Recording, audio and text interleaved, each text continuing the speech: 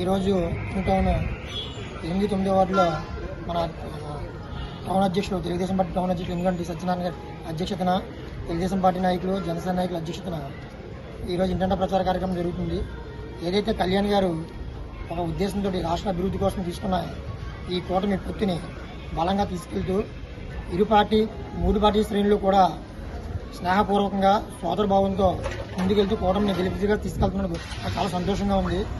ఈరోజు మన పిన అసెంబ్లీ నియోజకవర్గంలో మన కూటమి తరఫున పోటీ చేసిన యనమల దివ్య గారిని అఖండ మెజారిటీతో గెలిపించుకుంటూ, అలాగే మా కాకినాడ పార్లమెంట్ అభ్యర్థి అయిన తంగిలి ఉదయ శ్రీనివాస్ గారిని కూడా గాజు గ్లాస్ గుర్తు మీద అఖండ మెజారిటీతో గెలిపించాలని కోరుకుంటూ, మనం ఏదైతే ఈ టౌన్లో మెయిన్ సమస్యలు ఉన్నాయి, కొన్ని ప్రజా సమస్యలు, ఎవరైతే అధికార పార్టీ వైసీపీ పార్టీ కొన్ని రాంగ్ ప్రామిసులు చేసి వాటిని నిలుపుకోలేకపోయారో అవన్నీ కూడా మా కూటమి ప్రభుత్వం వచ్చిన తర్వాత వచ్చిన 1-2 సంవత్సరాల్లో కూడా మా కూటమి ప్రభుత్వం చేస్తుందని చెప్పి ఈ మీడియా పూర్వకంగా తెలియజేసుకున్నాం. మెయిన్ ఏంటంటే టౌన్లో 2 మెయిన్ సమస్యలు ఉన్నాయి నాకు దృష్టికి వచ్చినవి.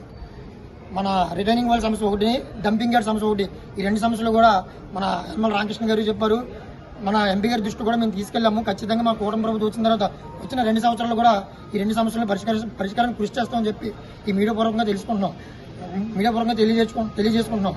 ఖచ్చితంగా తుని నియోజకవర్గ ప్రజలందరూ కూడా సైకిల్ గుర్తుపైన గాజు గ్లాస్ గుర్తుపైన మీ అమూల్యమైన ఓట్లు వేసి మా కూటమి అభ్యర్థులను గెలిపించాలని చెప్పి పేరున అందరినీ ధన్యవాదాలు తెలియజేసుకుంటూ కోరుకుంటున్నాం. జై జనసేన, జై తెలుగుదేశం, జై బీజేపీ.